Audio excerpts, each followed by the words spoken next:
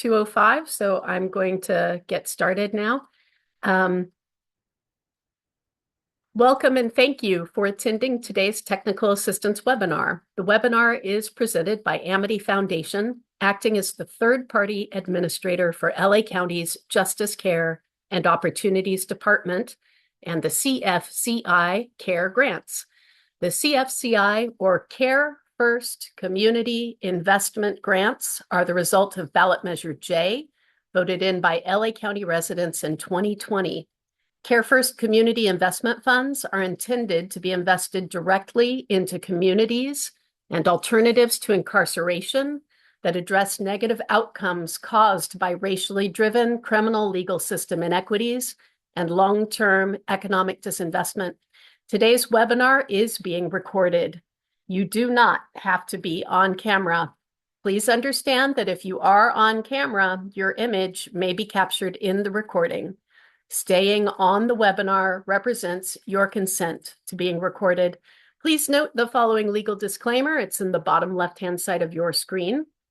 The material presented does not constitute legal advice and is only intended to provide information.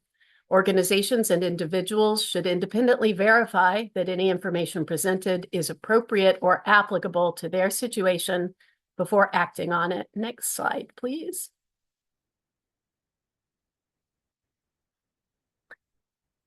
At Amity, we incorporate teachings that center the community before we begin our work. Today, we will use the LA County Land Acknowledgement to recognize the price paid by individuals that has resulted in efforts such as Care First Community Investment.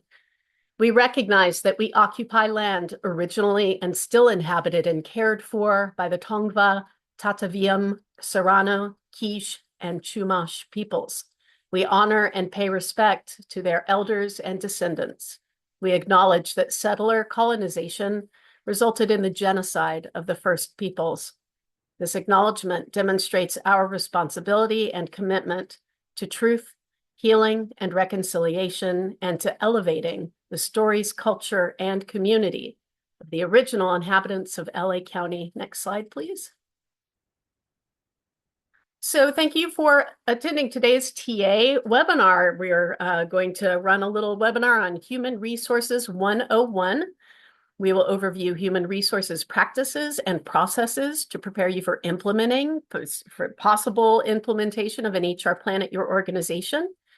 My name is Rebecca Gray. I'm the grant administrator for the third-party administrator. Mina? Hi, everyone. My name is Mina Carrion, and I am the Training and Technical Assistance Coordinator. Thank you so much, Mina, for all of your help today. We are going to start with the building blocks of human resources. Next slide, please. All right, so I'm stopped. Here's this wheel is all of these things result in human resources practices and processes. And I'm starting at the top, the red arrow at the very top that says open and fair recruitment processes. You should ensure all positions are open to everyone and candidates are selected based on their skill set, not on their relationships with colleagues in an organization. Avoiding nepotism also strengthens the overall organizational culture and reputation. And just a reminder, nepotism is the hiring of someone in your family or a relation or a relationship, like a wife, brother, sister, cousin. That's nepotism. The next tab is employee onboarding. You need to provide all new employees with essential information about your organization, including mission, general structure, expected behaviors, such as a code of conduct, and performance expectations. The yellow-orange down here on the right-hand side, regular staff meetings. I have seen, like, again, I can't emphasize internal communication enough. The left hand not knowing what the right hand doing is the source of so much grief in every organization that I've ever been in. So regular staff meetings or other ways of connecting. Employment contracts down here toward the bottom. I know some of you are very small and you may not have a formal contract. with your employees, but that really, I encourage you to develop them. Your grant advocate can help you. There are plenty of templates and forms available for free online to build a basic contract, but all staff must have a current legally valid employment contract countersigned by either a member of the leadership team or board. Down at the very bottom, annual performance reviews. It's very hard for staff to know if they have succeeded or for the organization to track how close it is to meeting its mission or realizing its goals unless there are annual performance reviews. Individual goals. So again, you can work with your employees to develop what these are. And they don't have to be a lot. There can be one major goal for the year, maybe professional development. Individual goals should be discussed and agreed upon in alignment with the mission and goals of the team, department, and organization. All staff, and there's something called a 360 review process, where not only do managers review their employees, but employees review their managers. That I think is a very good place to start. All staff should receive a formal, meaningful performance review assessing both performance and behavior directly tied to compensation as applicable. The compensation grid, this is a tool. This is something you should think about building early on. What are all the positions in your organization and what is the salary range? Like, what do you start out at when you're a beginner, and when you are an expert, what is the salary range, a compensation grid? And it should be available to everyone. Clear and accessible HR policies and manual. That's what we're here to outline a little bit today. And all staff should have access to HR policies and an employee manual. And finally, this on the upper left-hand corner, the dark blue, the darker turquoise one, secure HR records. So the keeping of HR records and personal information should be consistent, comprehensive, and stored in a secure location with restricted access, lock and key. Next slide, please. So zooming in a little bit on HR strategy, like what are the building blocks for human resources?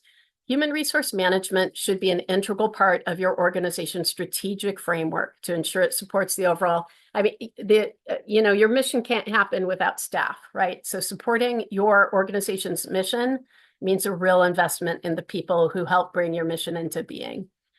An HR strategy is a coordinated set of actions aimed at aligning and integrating the culture, people, and systems of an organization to achieve the goals and articulate a vision. A solid strategy should be informed by good practice and planned with the support of the leadership team. So I know a lot of the people here are one-man bands. You are the leadership team.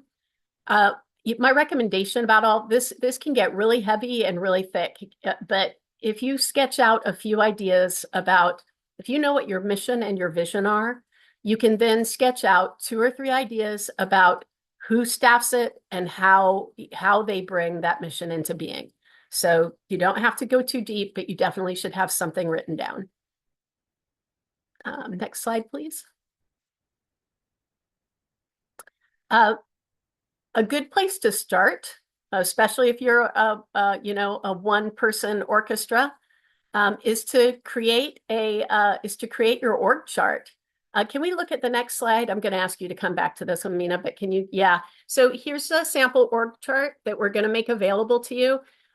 Org charts are a pain to create. If you have skills, if you have any graphic design skills, if you know how to use the charts function in any of your word processing or any of the software you use, you're ahead of the game. I do not, so I painstakingly have to create these boxes and lines.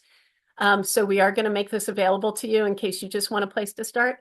I do want to point out that this is a traditional top-down structure. What do I want to say about that? That's something that has been, I have heard it suggested that structures like this are a legacy of white supremacy culture and of other punitive, correct, systems, cultures that have hurt so many people. If someone is really interested, I may be able to dig up a circular org chart in which everyone is responsible to each other. The way in which this is helpful is it does simplify where does the buck stop? At your board of directors can disband your organization at any time, right? Your board of directors actually has the power to fire all of you, including a CEO.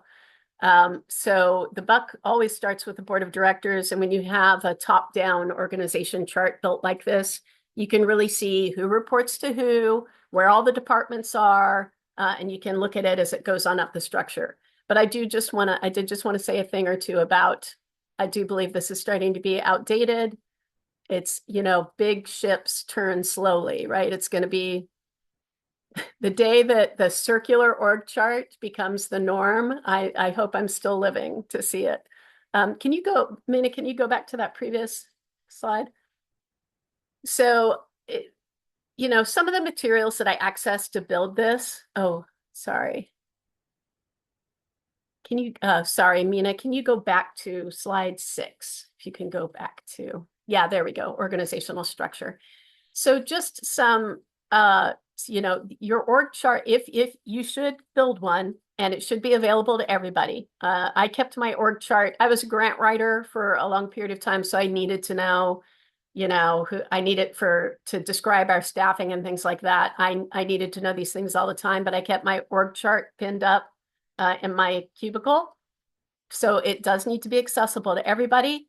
You should set a date to update. You should just have maybe you should assign yourself a HR update week in which you update your policies and procedures. You make sure your organizational chart is up to date. You make sure that any public facing information about who your leadership is correct.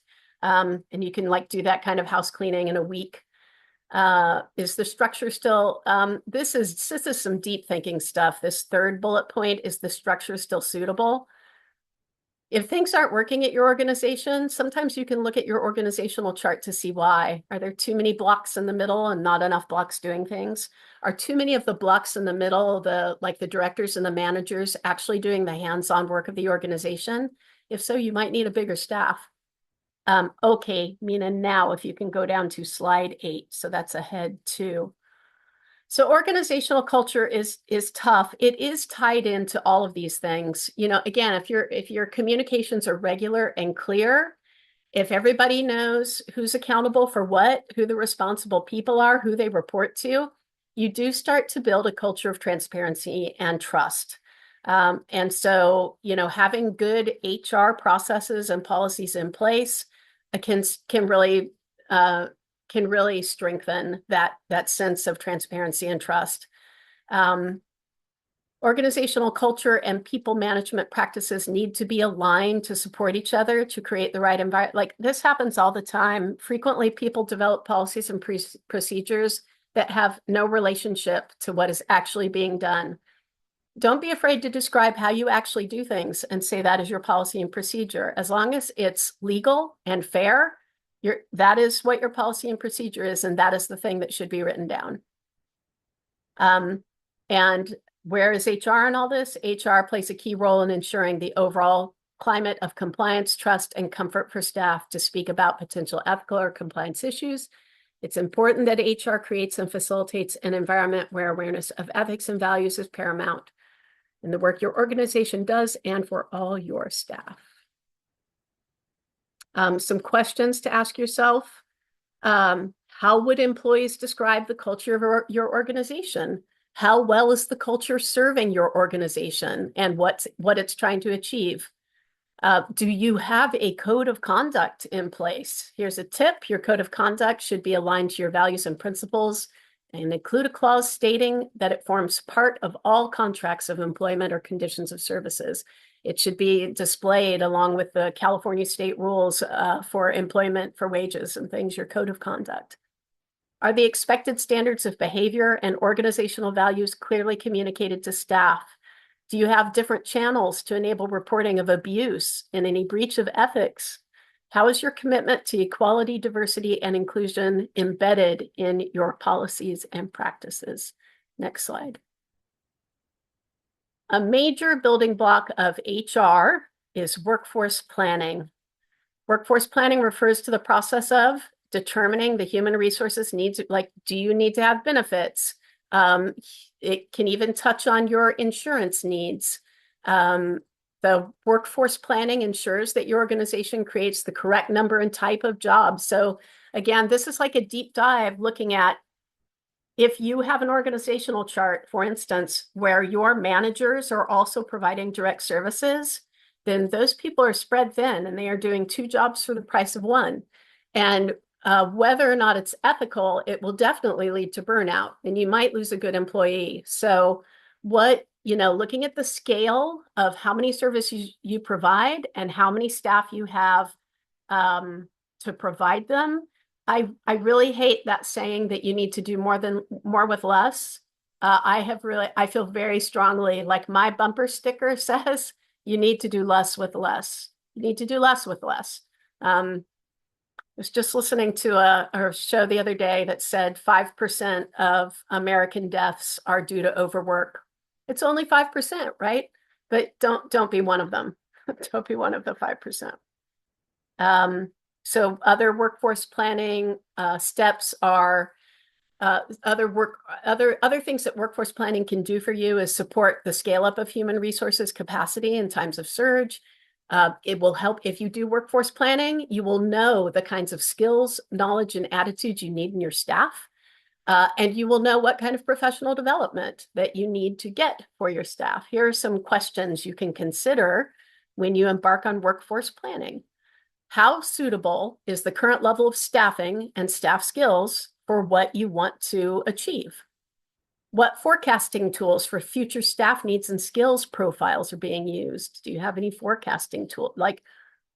Do you have anything that shows you for instance, a 5-year plan or even a 2-year plan, where you want to be in the future?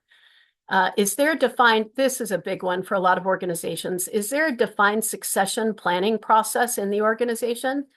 And again, if you have a good HR person, they can, they should have experience with this. Have they done succession planning? Succession planning is if you leave the organization, is there someone at the organization who could step up into your job? And if not, can you choose somebody, select a good candidate from within your organization and begin to train them for your job? That's succession planning. Is there a clear relationship between country, regional, and organizational strategic plan? This one is really hard. I think a lot of organizations base their missions on the needs of the people around them. And then later on, they find out that their city has a plan to do something similar, or understands that this is a need, or they find out their county or their state, or even the federal government understand. And then when you begin to tie those things together, that's when you begin to write really like powerful grant applications, for example, because you can talk about how your organization has been doing this national initiative for the last 5 years. Next slide, please. Another thing that HR is responsible for is job design and processes. HR should be developing job descriptions. Each position should have a job description. So if right now you're a staff of 3 and you haven't taken some time to write down on a piece of paper what each of you does, now is a good time, or maybe take some, if you take any time during the holidays, set a couple aside to just get down some bullet points of what each person is responsible for. The position title should be on a job description.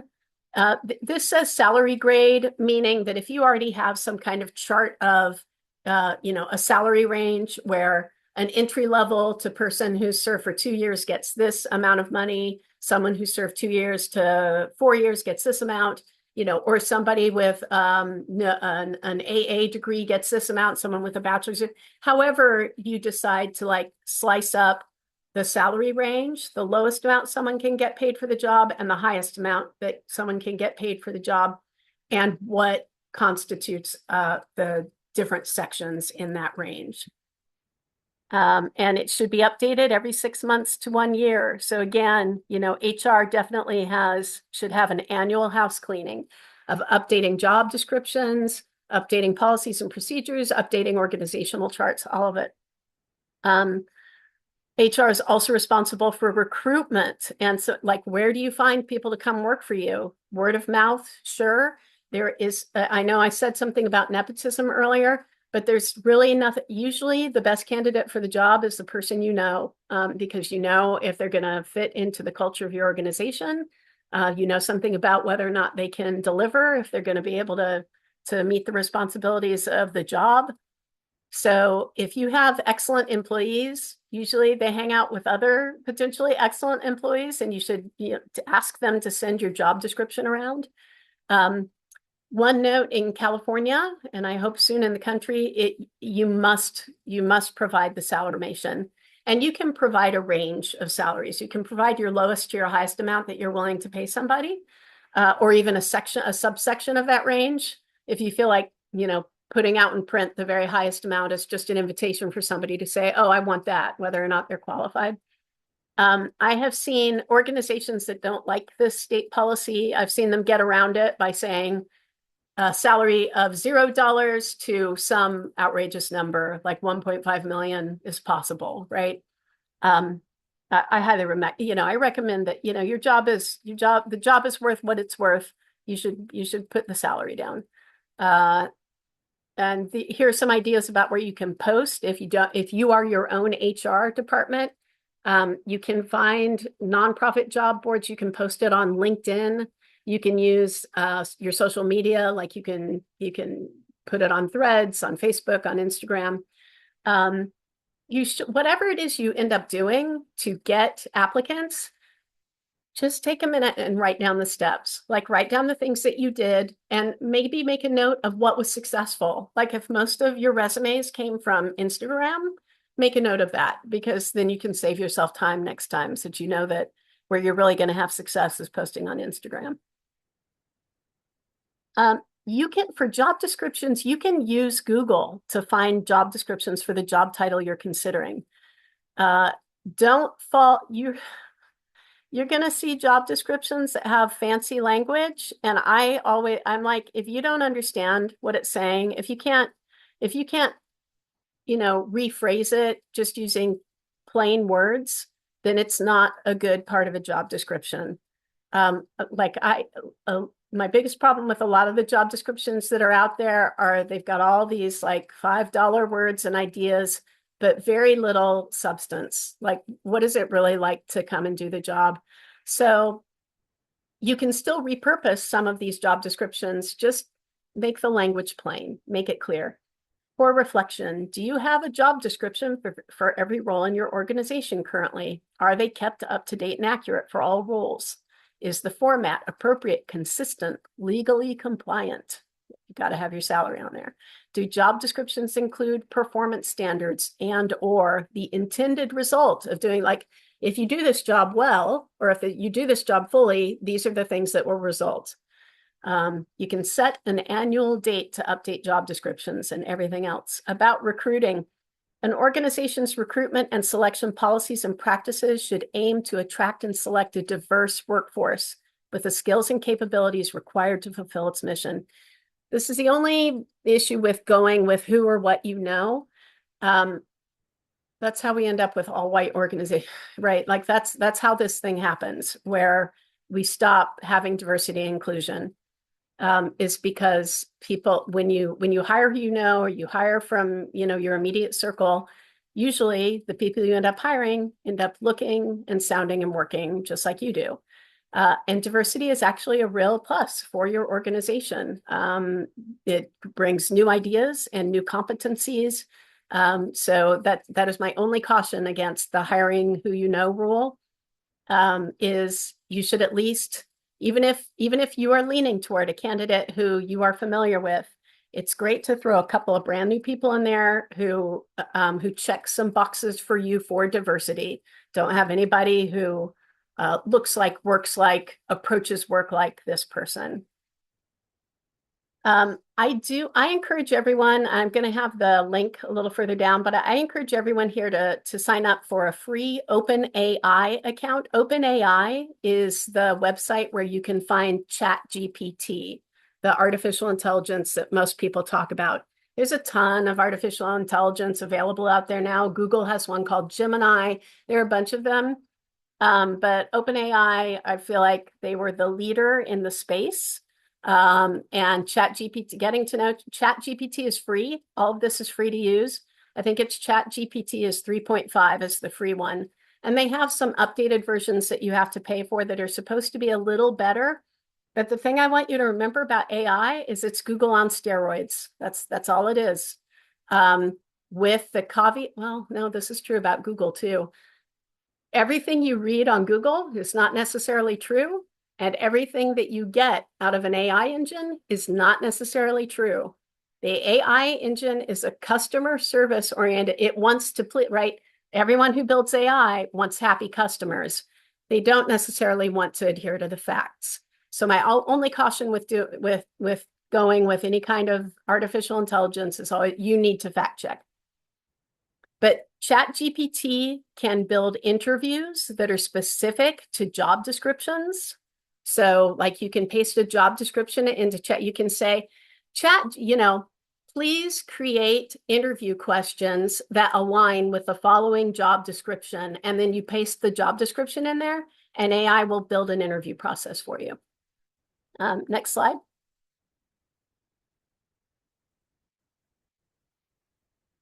Interviews and hiring.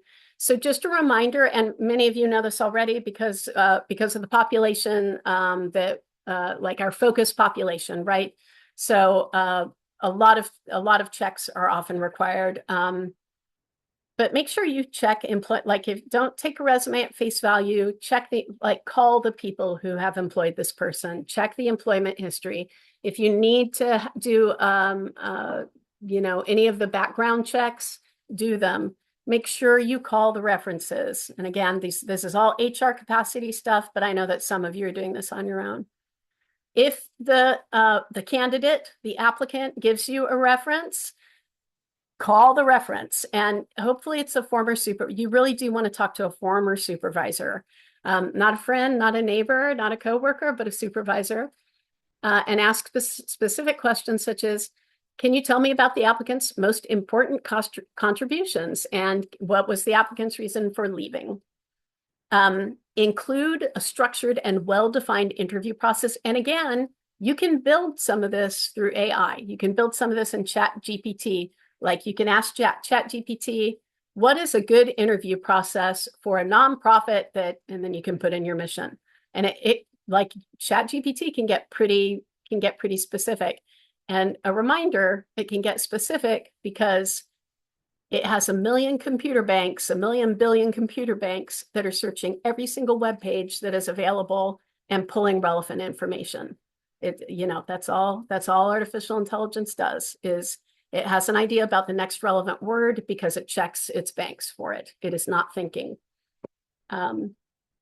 Decide on and train anyone who's going to be part of the interview process needs to be, you need to have a meeting before the interview and say, here's the candidate, here are the things we want the candidate to be able to do. Here are some questions. Let's talk about how our interview process is going to go. So do that before you sit down with your candidate. Also decide how many rounds of interviewing maybe it's just maybe one interview with you is enough. Maybe it's one interview and then you interview somebody else who's great and you decide you need to go talk to the other person again. So maybe it's two. Larger organizations, I mean, I've been through 5 interviews. I think at Cedars-Sinai, I went through 5 interviews. It was nuts. It was like a 6-month hiring process. Horrible. Don't settle on one candidate. Get consensus from your interviewing team of your first pick, second pick, et cetera, because sometimes your first pick isn't available. And sometimes your second pick is great for another job that comes up in 6 months. So you should keep all of these things. Remember that any job offer should be in writing with a signature required from the new hire, confirming they understand, they accept the salary and the duties, and also signed by leadership. Next slide. Another important HR job is onboarding. Even in big organizations, I cannot believe how many times I see new employees just kind of thrown to the wolves. Like, just come in and we'll start. Have onboarding, even if it's just like a couple hours on the first day where you leave them alone, you leave your new employee alone with things to read, sign, understand. Maybe there'll be some one-on-one training, but onboarding is really important. Onboarding, it's the process of introducing new staff members to the organization and equipping them with the knowledge and support to boost their chance of success from the very moment they start their role. They should, before they come, have a desk, have a place for them to be. Create a space that is going to be theirs where they can come and do their work. Employee retention starts on the first day. A strong onboarding plan is important to make a good first impression.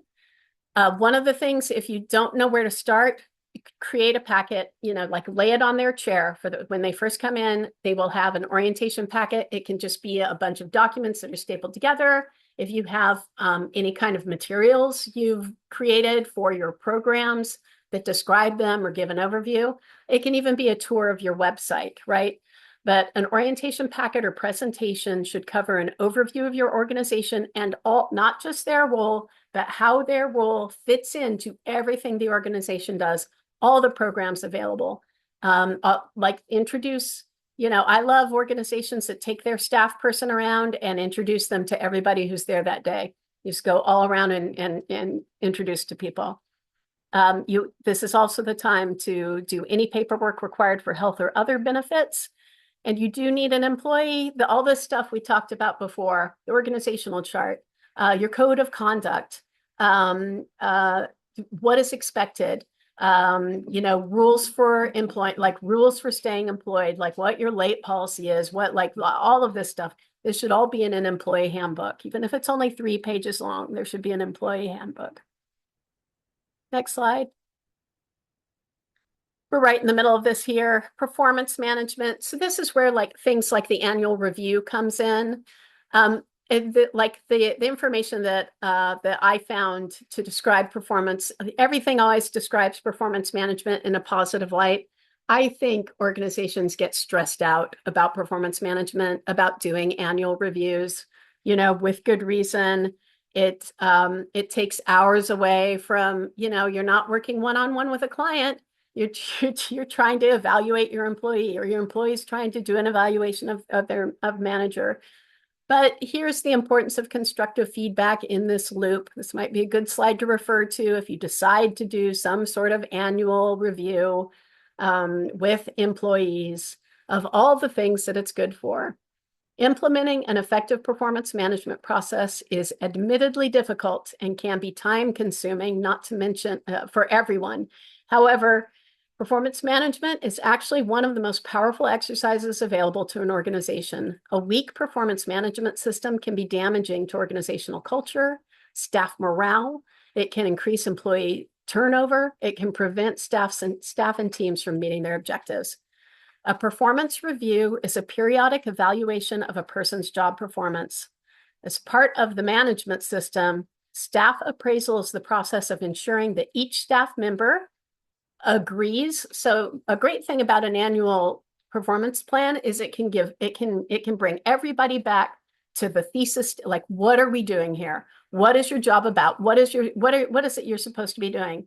So back to like the packet, the employee packet that you give at orientation, you can include a sheet that says, here, for your annual performance review, here are the things that you need to achieve, right? Here are the things that you're supposed to achieve in a year.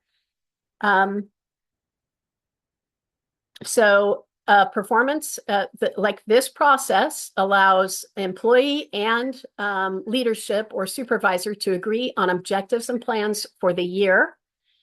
It gives opportunities for increases and promotions. It gives an opportunity for feedback on performance and progress. We have performance metrics where we literally can sign in to our HR software and say, oh, I'm 30% done on this goal, or, oh, I'm 100%, like this thing that I wanted to achieve this year, I'm 80% done with it. So there are ways of tracking your progress toward your goals. You can identify areas for improvement, and this isn't meant to be punitive. Like professional development while you're in a role is a thing. Learning a job while you're on the job, learning your next job while you're on the job. Where can all that stuff live? It can live in an annual review and in performance management. Next slide. So now we come to, the thing that I read online was these are the responsibilities that give human resources a bad rap. Intervention and termination. And this is the part of this is the most difficult part of an HR function at any job. These actions can lead to the loss of a valuable employee. They can damage an organization's reputation. They can even result in litigation. But handled appropriately, disciplinary action can actually result in the success of an employee, a job function, and an organization. So there are usually 4 stages in a disciplinary procedure. The initial approach is to look at any disciplinary actions as an intervention that could be a learning opportunity and something that can enhance the employee's career. So again, it's hard to get out of that mindset of punishment, but the idea is to give them the tools to succeed, right? And sometimes they need a performance improvement or a corrective action plan. Sometimes it's hard to figure out what is it. Well, the thing that you need to do is set your alarm a half an hour earlier, right? Because you need to be here on time, whatever it is. So there are 4 stages in disciplinary procedure up at the top. Sometimes the final step is dismissal. It is termination. Your termination procedure can be unique to your organization. Just write down the steps you take and follow it every time. So if there's been an intervention and what finally results, if after attempts at performance improvement have failed and letting the employee go is required, these are the usual steps. Conduct a termination meeting, have a meeting with the employee and their manager. Sometimes the employee will not be there because the problem is they are missing in action, right? But if this has followed any kind of a termination pathway and the employee is present, have a meeting with them. There will usually it'll usually be a blank table with 1 sheet of paper on it. The supervisor, you as standing as the HR rep or standing in as the HR rep, like the head of the organization, and the employee. The piece of paper is the letter of termination.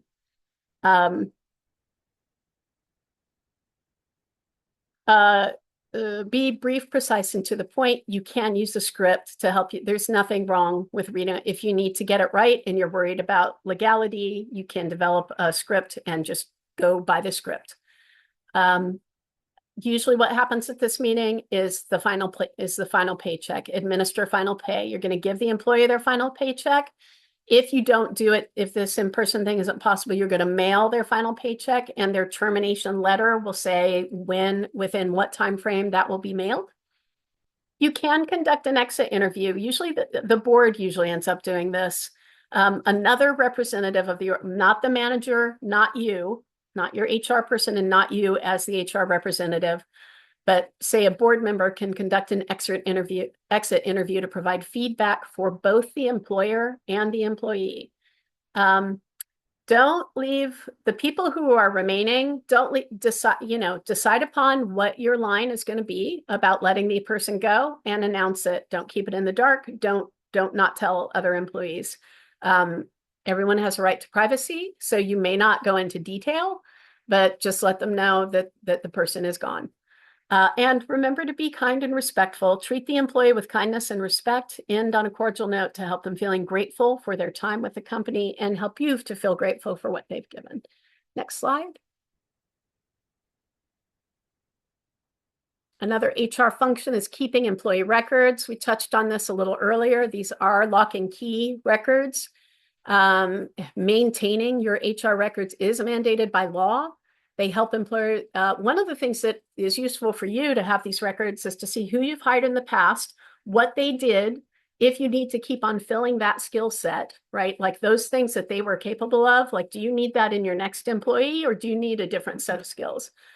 You can also analyze your demographic data. You can see like what diversity, equity, and inclusion looks like at your organization. Records should contain personal details such as emergency contacts for each employee, address, anything you need to process payroll. All of these things are in employee records. Next slide. Finally, these are the other things that HR can encompass. Sometimes the HR department, sometimes it's finance, sometimes it's HR is responsible for processing payroll. At our organization, it's HR. think just about every organization I mean, HR is deeply involved no matter what. I think 2 organizations ago it was finance, but HR is deeply involved because HR is usually the keeper of things like time cards. Every payday must have taxes calculated and hours collected. Your HR can be responsible for policies and procedures across not just HR policies and procedures, but researching, writing, creating, updating policies and procedures across the whole organization. HR people, a dedicated HR employee, someone who really knows their stuff, can conduct analysis. And it's twofold, right? Part of the analysis is looking at your quote competitors or other people who are doing the work that you're doing in the field and making sure that your salary is similar, right? Similar or the same, that the benefits you're off, that you're competitive, right? You just want to know that whatever the other, organization is offering, you are matching or exceeding or are competitive with.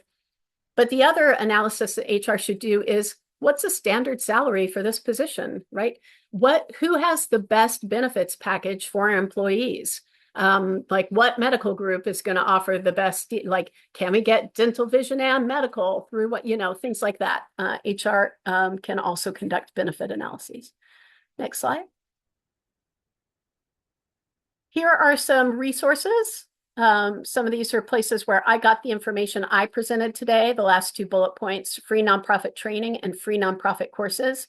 For one of these, you have to create a profile. I think it's free nonprofit courses where you have to create, but it's free. It's free. You just have to, create like a login. Here's the address to get started with ChatGPT. Again, I know you have a lot of reason to fear. People have given you a lot of reason to fear AI, but I highly recommend you get in there and play around with it because it's here. Next slide.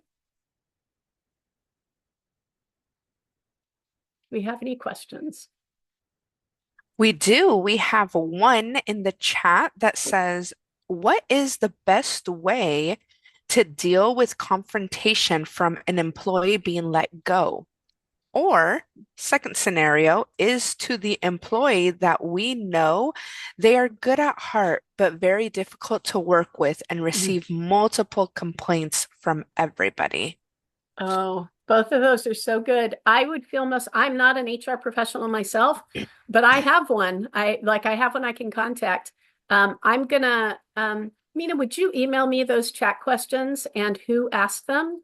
Yeah, of And course. yeah, and I will get back to you with the recommendations of an HR professional. Those are really good questions. And when we make all materials available on our website, I've got the org chart. It's on a PowerPoint slide. If you can't use that, let me know. But the sample org chart for you to fill in to just kind of get started with who does what. We want that to be available. And I will get answers to these questions and we will post. Awesome. I'll ask the next one anyways. How do you address the ethical issues that are currently being discussed regarding reports about how the use of AI is detrimental to our environment?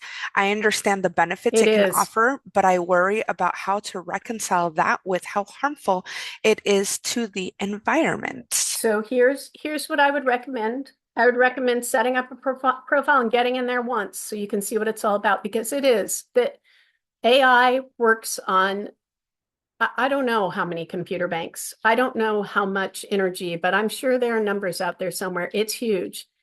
Just like Bitcoin, just like any kind of electronic, like what do they call them? Fungible tokens. All of that stuff does not have a zero emissions footprint. All of it requires usually dirty energy to power huge banks of computers that do tons of calculations in order to get to a result. So, I mean, my recommendation about the ways in which ethics intersect with and sometimes disrupt your forward motion as a provider, because there are a bunch of arrows, right? Like, so you've got a path forward and you're going to come, trying to think of a good metaphor. Um, like my recommendation about all things ethics is to wear the garment lightly. Wear the garment lightly. You're not wrong. You're absolutely right. It is an ethics consideration. Also, you should not be left behind as an employer or an employee because you're taking the ethical stand of not learning something that is going to be they're going to find ways to reduce emissions. They're going to find ways to make AI happen without this enormous cost, this enormous environmental cost. And when they do, you want to be ready to use the tool. So I would say wear the ethics garment lightly, right? Being aware of the cost of using these things is the very first step. But that doesn't mean that you should shorten your career or your impact or what you're doing to serve other people because now you're not going to use it. Like that's too black and white. So my recommendation is get into the gray a little bit, and understand the impact, right? Understand what's happening every time you choose to eat beef. And just understand it. I'm not saying stop eating beef, but know what's happening. And there are no other questions. All right. Well, thank you so much for your time, everybody. I look forward to getting the answers to those two questions. Until next time. Have a great day, everyone. Bye.